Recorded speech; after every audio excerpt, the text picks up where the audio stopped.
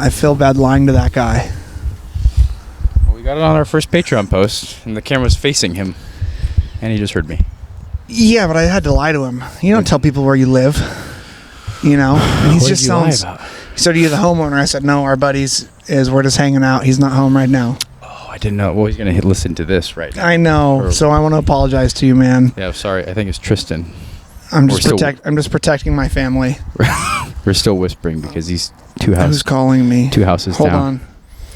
Hi, Mace. Hi. How long are you going to be? How long can we have? What? I don't know. What are you doing? Are you going to work after? Yes, but I'll take my time. I'll wait till after traffic. I don't know. Oy vey. Dante forgot his SD card, and then he went to Target, and they didn't have it. Sorry, Macy. And then he went to Staples. I don't. Sorry. Blame it on freaking the government. They're not having the correct amount of supply logistical issues to Target. It's Taiwan's fault. But can Jama watch something? Yeah. Okay. Let us get to our show, and then I'll do whatever you need me to do. Bye. I love you with my whole heart. I'd die for you. Bye.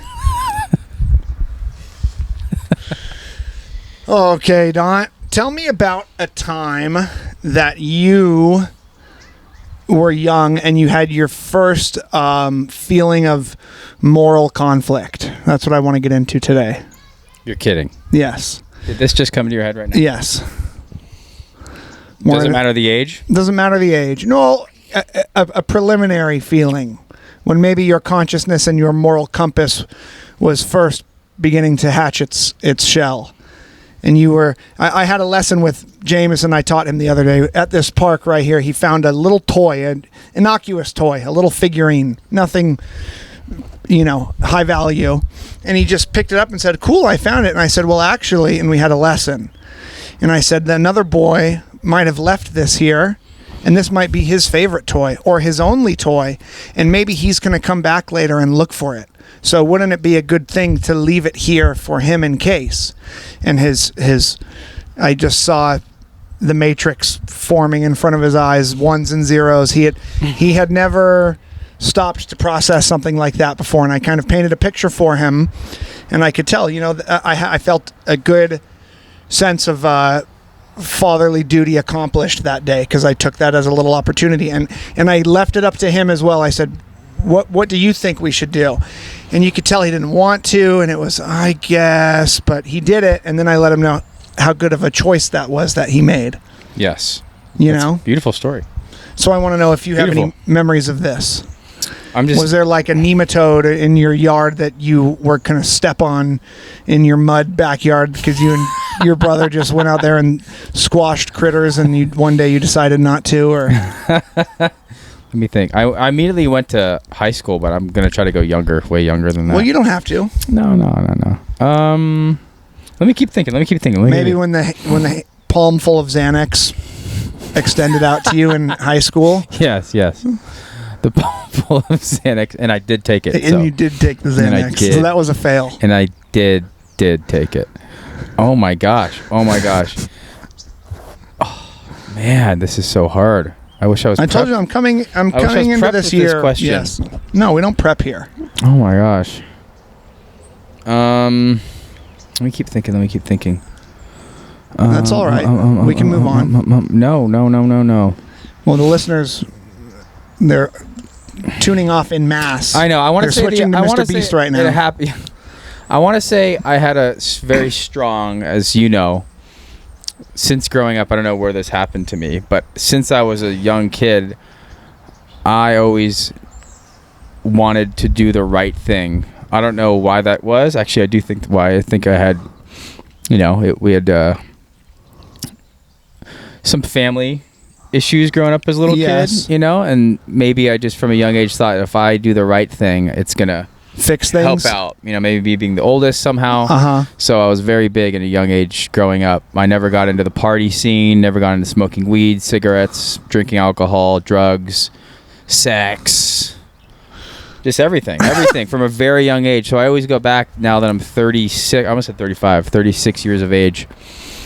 I always go back when people ask, like, well, where did you get your like moral compass? And in a way, I'm like, I felt like I was the most stable when I was like 16. Yeah, I was just like, no steroids, no drinking, no smoking, no sex, no anything. I was like, you were kind of a brown George Washington. yeah, and it's like in a way I always go back there. Like I've left there and I've left pretty intensely at times. Jorge Washington. Yeah, I went straight up freaking Manny Rodriguez. You look like Jorge Washington in the hat right now too. You look like you just got done with my landscaping. Jorge Washington. That's the title. How do you spell Jorge, by the way? I forgot. Jorge. Jorge, yeah. George. Jorge. So I would say it wasn't a moment. I would say it just kind of hit me when I started to mature into that like 15, 16-year-old moving into 18. Well, you did carry yourself very well, because when your brother and his legion of rapscallions were first introduced to you, you kind of, I don't want to say militaristic, although that ended up being your career path, but you had a regal kind of tone to you where the young kids like myself and your brother and his friends, we sought your approval, whether it be comedically. Well, you know, if Dante says it's a good idea, Dante said so. Like Jackson and I would always say that. Dante said it's okay. You know, things like that. Like if let's go bomb nads. Yes. If things were your idea, then they were morally sound. Yeah. But I had a lot of belief. And then you kind of went off the rails a little later. And then I went off the rail. I think I dealt with, you know, what they talk about now, you listen to like all the freaking gurus out there being, you know, like leadership is lonely, blah, blah, blah, you know, kind of thing. I think I hit that at a young age. Leadership is lonely could be the title as well. Leadership is lonely. And I think I hit that at a young age. There's Macy. Yes, my dear. She was under concealment, not covered, because this is a bush. Is she trying to get my attention? No, she just went back in the garage. Okay. She saw how locked in we were. Yes. She knew.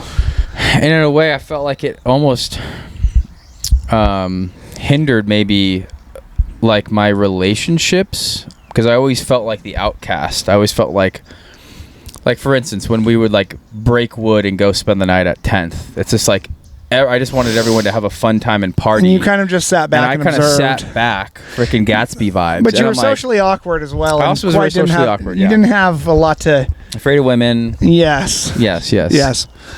But you were kind of an orchestrator. You were kind of like a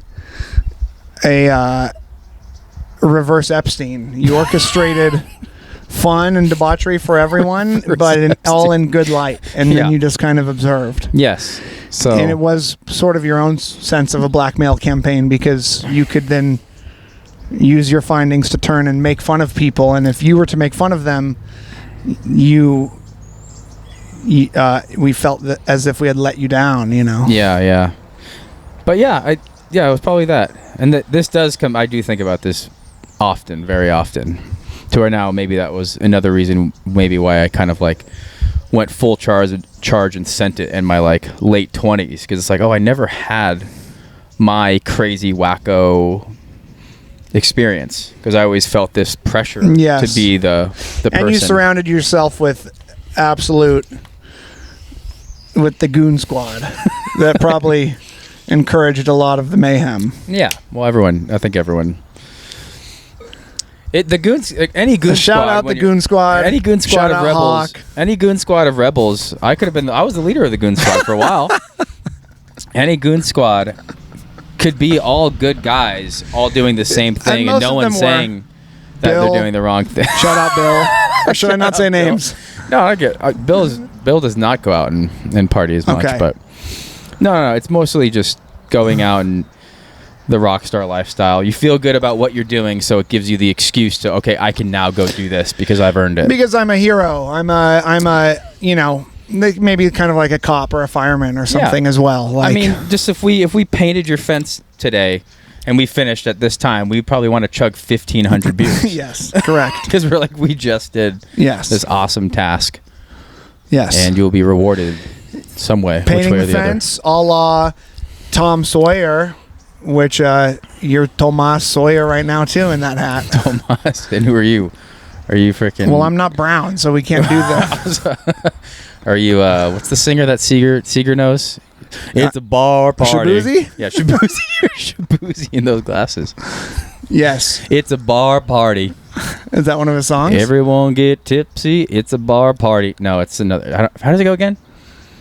He's like singing. And they're like, another double shot of whiskey. Jack Daniels and my girls getting tipsy.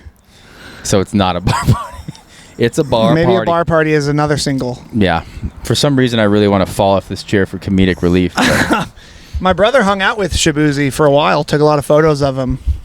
Shabuzi at a county fair, maybe the state fair in Montana.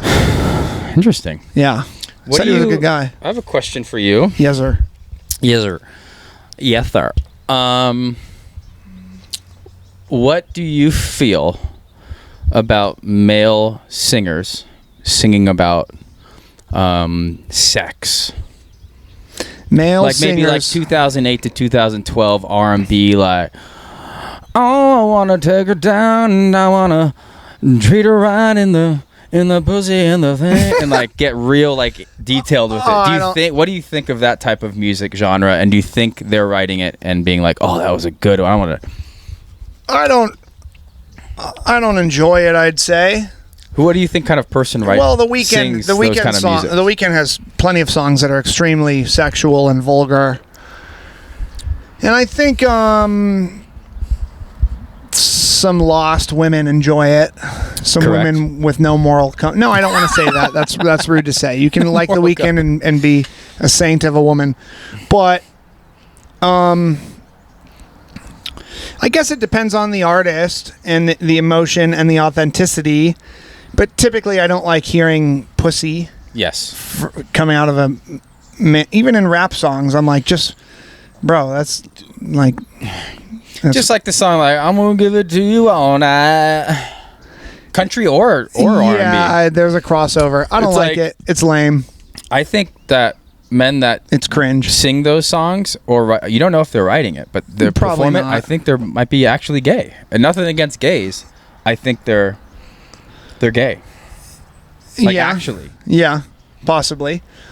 There's an R&B singer, Brent Faiyaz, who has a lot of sexual connotations to his songs, but I enjoy his music a lot. He's very good.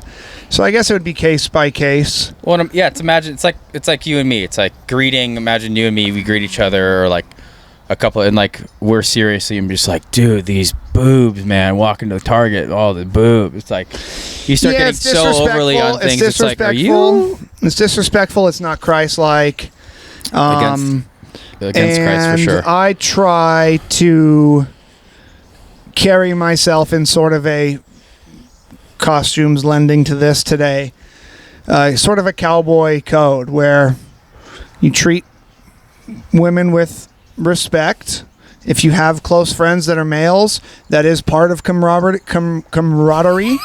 It's talking about your attraction to women and beautiful women, and it's also a beautiful aspect of life, but in a disrespectful way where they become objectified and looked at less than, without sounding like a meninist or a male feminist, where I'm trying to accrue my social brownie points by projecting this. I truly think, in a woman's eyes, it is probably a lot, for lack of a better word, sexier or attractive to have a male be stoic, respectful, a mountain of a man without saying too many words, knowing that he's reliable and can protect and do the right thing, and does not have to. Macy and I will watch reality shows with couples on them that are successful, whether it be a real estate or a housewife style show. And they're married and they have kids sometimes, but they're doing the spanking each other on camera and making the innuendo jokes about their bedroom life. And I think you can have a very healthy, very active, passionate relationship without projecting that. If that is your love language, that's fine. But some of the times it comes across as a way to convince yourself this is how we both feel. Yeah. You know. Yeah. 100%. I had another point to that. It's the cowboy code. The cowboy code. What do you think about men crying to their partner? A man crying? A man crying or a woman crying? A men. Amen. Amen. In Jesus' name. Amens. If you're... I'm getting another buzz here. Getting buzzed. Not answering. If something happens to you and fractures your emotional state to the point of tears in a situation, I feel like if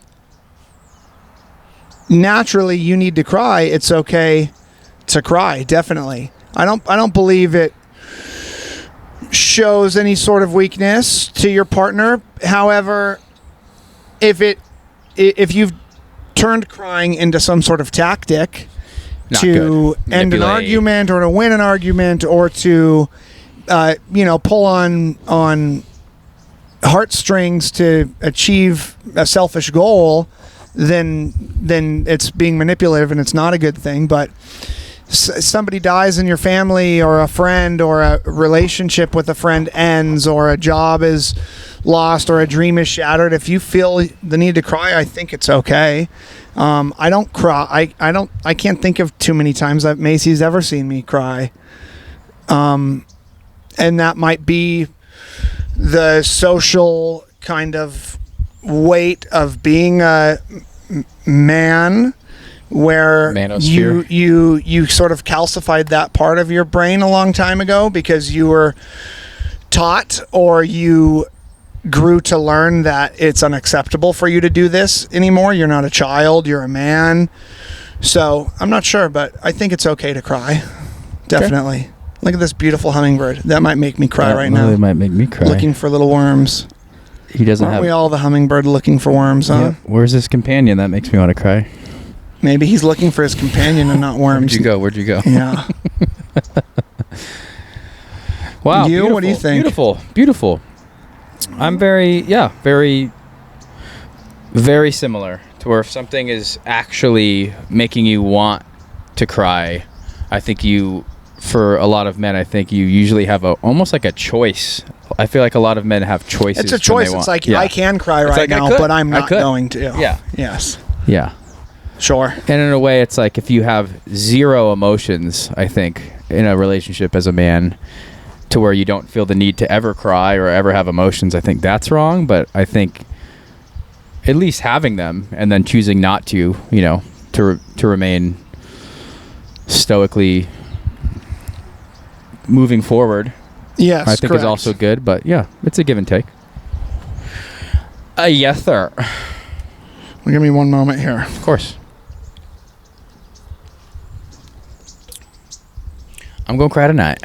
Why? Just kidding. JK, because I'm going to make a super hard sandbag workout, so I'm going to cry while I'm writing it. Where are you going? Checking on things? Can you talk for 1 second? I have a little issue really quick. Oh, good. Hey, guys, Cole has an issue, so I'm just going to be talking to you guys right now, also checking my issues on my phone at the same exact time. People are sending pictures. It's James's birthday. Ooh. Girlfriend texted me, said I look cute. That's good. That's a good sign. I'll cry over that later. Anyway, crying over happiness. Crying over a work-related thing. Interesting. Old or new job? Just kidding. JK. Goodness gracious. Are they just like, where's Cole?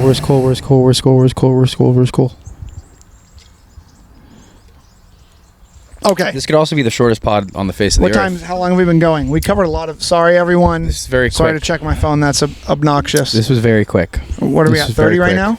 We're at 20, but this 20? could be also the quickest episode. Well, we can hit 30. All time. We can hit 30, and then I've got to rally. Is that all right? Yeah, we get it 30. Turkey. Okay, that was fun. Yes. Anything newly released on the old Easteen? Now on to World Affairs. World Affairs. Actually, I've seen a bunch of crapola coming out recently. What? About the old bloke being alive. About the Fortnite name. Have you seen that? He's playing Fortnite? They have documents and receipts that are on the files of his name, receipt having V-Bucks or whatever for, I don't know what a V-Buck is. It's something to do with Fortnite. And it's his name, like little J-S-E Jeffrey. And then it shows... Making transactions after he died? Yes. On Fortnite. And then showing other transactions of that same name happening in the files. So... He did get kicked off of... And then it went Xbox private. Live while he was alive. Did you know that? I did not know that. In one of his emails, in the email dump, there's an email from Xbox saying your Xbox Live, you know what Xbox Live is? Yeah. Playing, with people, COD. other people. Yeah, playing with other people Yes. online. Your Xbox Live account is permanently suspended, and the citations were like inappropriate behavior, name calling, like he was a troll. And like being a dick to probably like high school kids and got kicked off of Xbox Live. Maybe so. I trying to recruit. I think just because he was a goon bag, liked to play video games. Yeah, well, that's where you try to recruit. That's the biggest place to recruit and traffic kids is on those type of games. Online games. Online gaming because there's no parental supervision really. They're there for hours. It's hard to trace Faceless, nameless. You gain rapport with them. Sure. You want to, it's insane. I think In-N-Out is doing some sort of like campaign right now against that.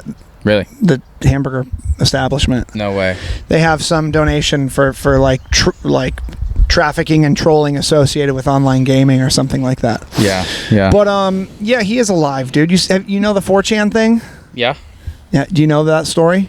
I read it, forgot it. I read 4chan is like deeper, weirder Reddit. QAnon. That's where QAnon originated. Got it. Very deep internet nerd message board place.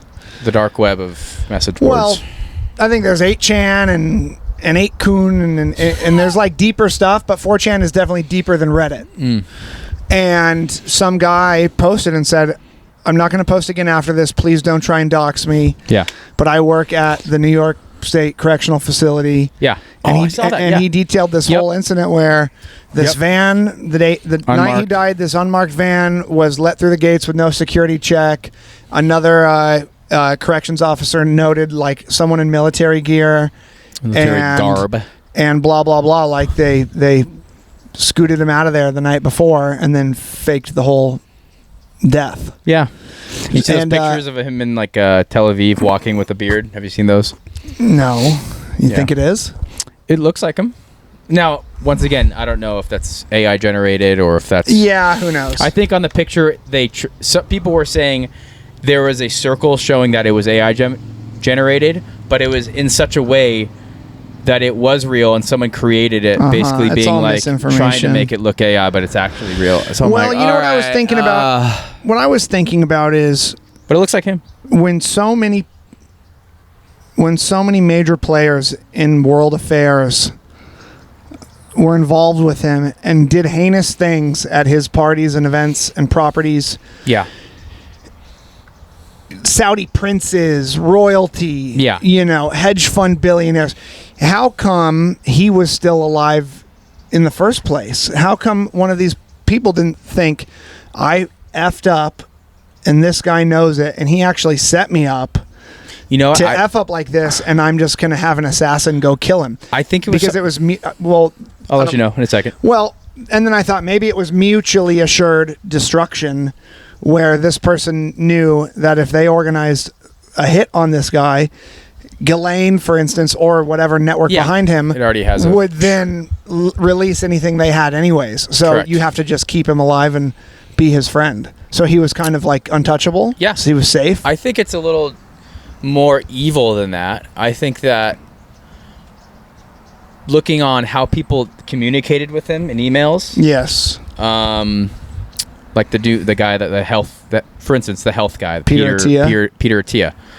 And just that example, and then all the other examples, how he communicated with people, they were the goon squad, pal. They were knowingly doing things, chummy and dorky and like gross with each other, enjoying the way it they together talked, and forming a relationship. And Yeah. it wasn't like gotcha. It was more like let's do it again. Yeah, you know? yeah. Forming a relationship of doing bad things like that. Yes. So I think when he gets caught, it's not like, oh, he has me. It's more of like, maybe in a way, it's like, oh, we have to protect him, you know?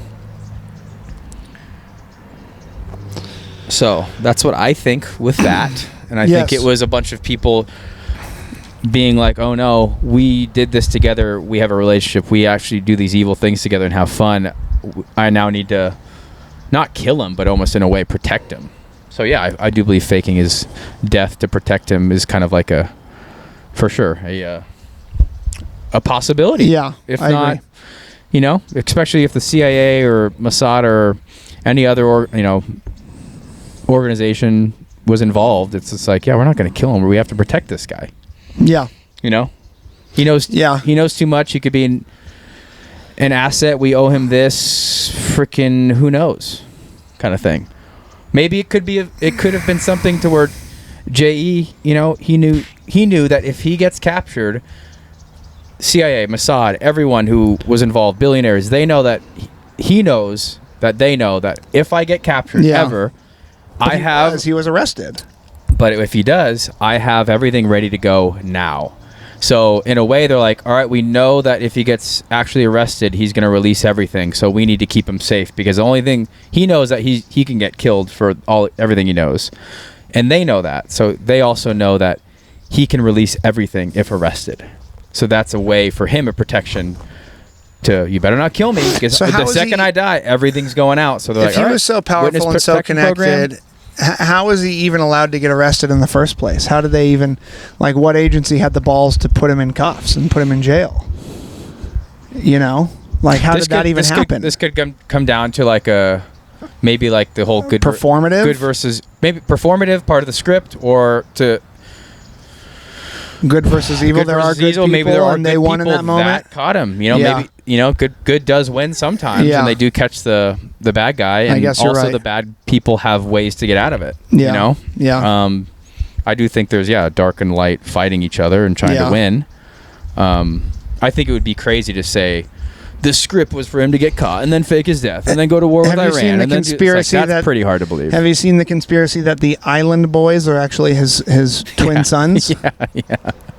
I don't even know. If anything's true, let that one be true. Be true, yeah.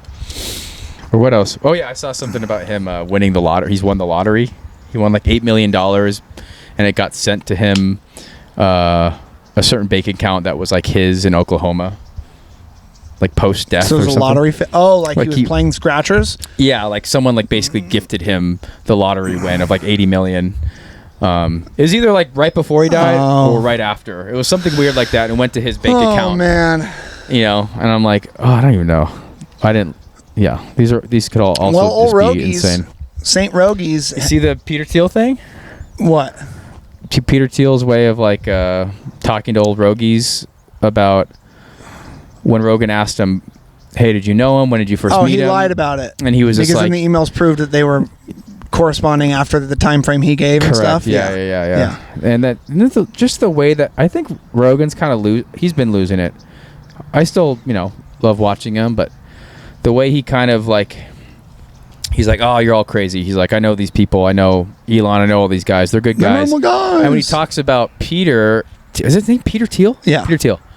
And then people are getting annoyed with him, like, well, he just sweats so much and he takes so long to answer and he doesn't seem... He's a weird guy. And I'm like, for me, body language and the way you speak is very, very telling. For instance, I was stressed about something 2 days ago, and I'm like, you know what? I feel I'm going to let this go, let it pass, and I'm going to be myself. The second Jordan showed up... She's like, what's wrong? She immediately looked at me. She's like, what's wrong? And I'm like, I could have sworn I... kept everything together. Yeah. Doing stuff, and it's like an immediate. So that's a woman's intuition as well. And hearing him, the way people answer questions, the way Peter answers questions, and Joe tries to say like he's a smart guy and he really likes to think about what he's saying. And I'm like, no, I think he's trying to get out of saying the wrong thing, and he's nervous. It just comes off as nervous, and I know too much. Correct. And Yeah.